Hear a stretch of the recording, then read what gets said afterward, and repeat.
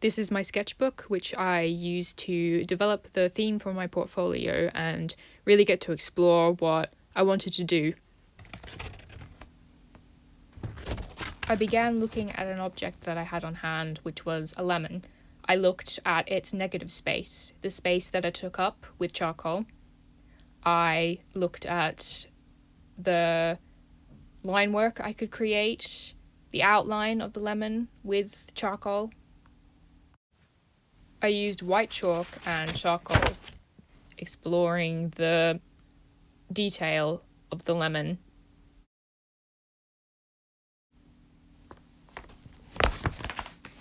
I began to look at the skin of the lemon, using different materials such as a plastic bag, using charcoal on it, which didn't really work that well, but it was a nice experiment to try.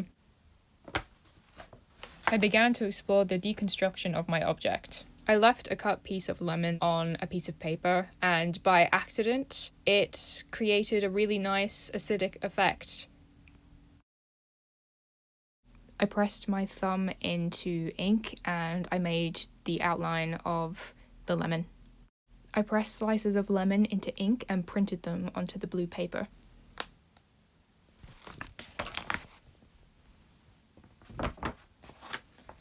Here I used acrylic paint on foil, which didn't work out very well, but it was an interesting experiment.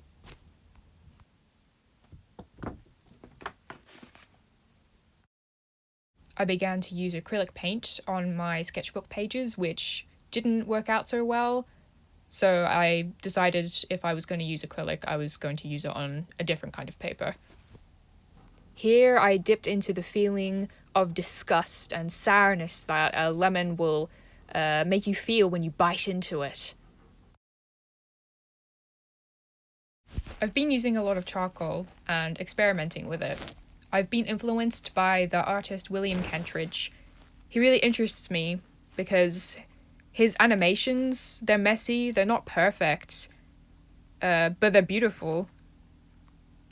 And that inspired me to just jot down some ideas about doing a charcoal animation where I focus on the rise and fall of breathing. He made me realize that sound is a really powerful tool in animation, and I made sure to pay close attention to it when I began animating stop motions after I came across him. Here I began using black chalk in lots of different ways. It got on my hand, so I printed onto the page and left residue, which I thought was really interesting. It's an echo, it's a ghost. I wanted to continue with the form of the hand. What kind of emotions does it convey? What kind of space does it take up? What kind of shapes does it form?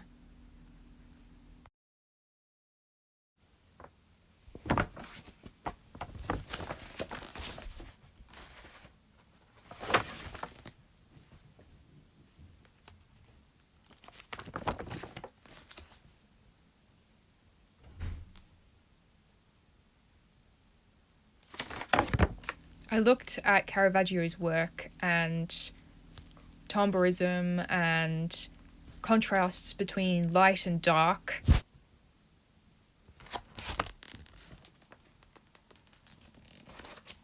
I thought that taking pictures and using strong contrasting darkness and light would be interesting for lino, and I should take photos myself. So here, this is what I did.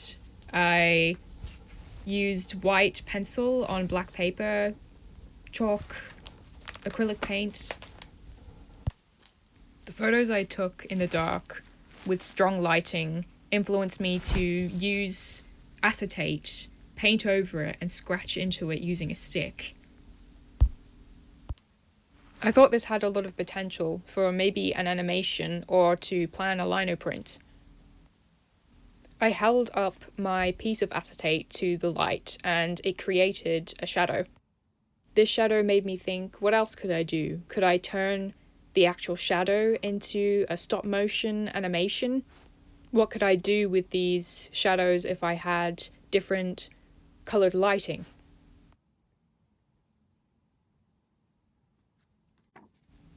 What could I create by layering the shadows over the top of one another?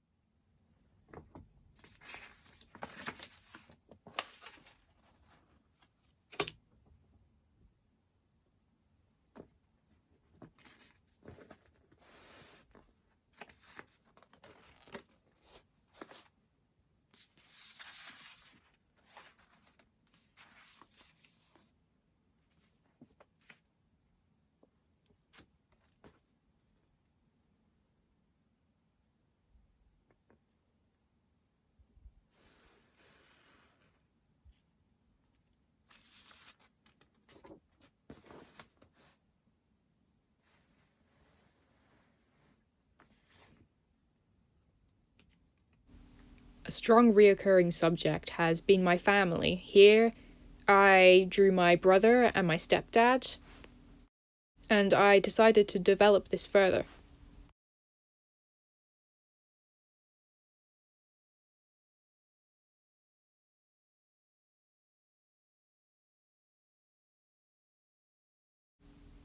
Here, I look at the presence of my family. I begin to look at the difference in our side profiles.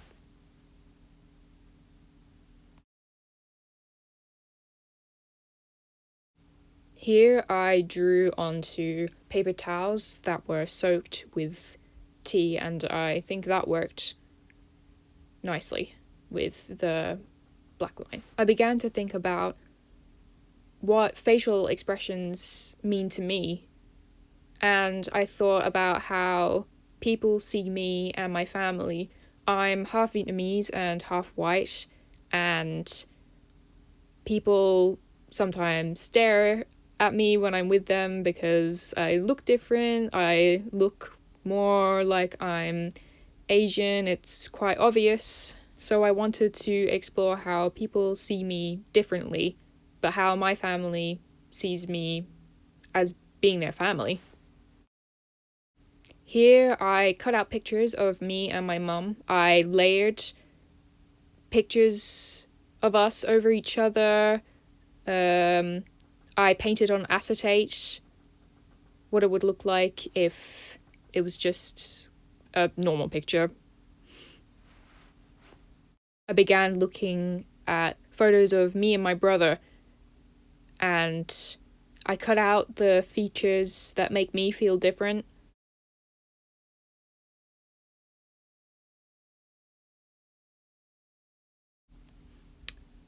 I began thinking about how people used to ask me if that was my real mum, if I was adopted.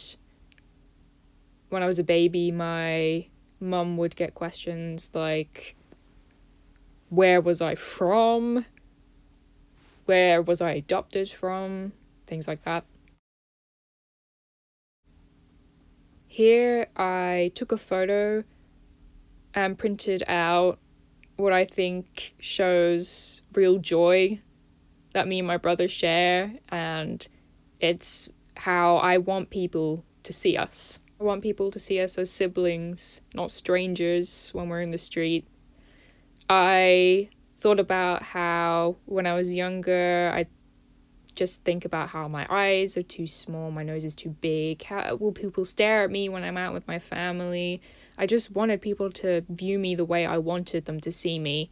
I thought about how I'm a bit jealous of my brother because whenever he's with my parents, his parents, my stepdad and my mum, like, people, assume that he's their son.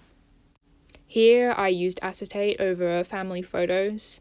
I painted over my family with white paint and myself with yellow paint because that's how I feel people see us sometimes, just as plain as that.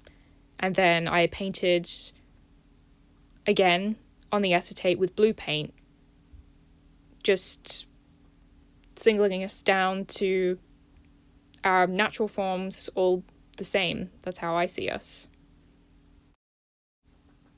I took photos inspired by Caravaggio with the strong contrast lighting, but really focusing on a scene of me and my brother where we're doing something normal, and it's how I see us, how I perceive us as being siblings and having a normal time together, fighting, laughing, being family. Throughout this sketchbook, I've developed a strong sense of family, acceptance of myself, and identity. We're more alike than people will ever realize or see beyond the surface. We're pretty similar, and also my brother is autistic and I have dyscalculia, and I think that I do have ADHD, but I'm not diagnosed.